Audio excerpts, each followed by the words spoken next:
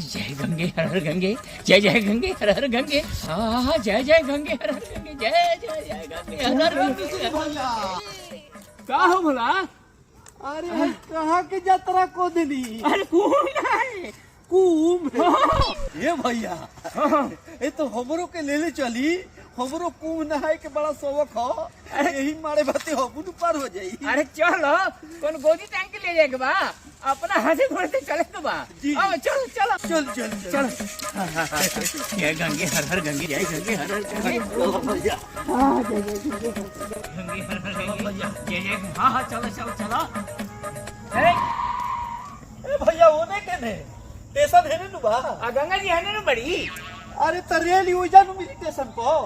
आ महुली घाट है ना बा। अरे महुली जाए खातिर रेल के कौन जरूरत बा, पैदल न जाई भी। आई गधा। अरे प्रयागराज जाए खातिर कहतनी। ना ना प्रयागराज नहीं जाएगे, है जे महुली घाट जाएगा बा। ई जे ना लेबो। हां तब का प्रयागराज ना जीबो ना। आई गधा। हम जानी कि तू कुंभ नहाए प्रयागराज जा तरो। है तू गजब भक्त बड़ा हो।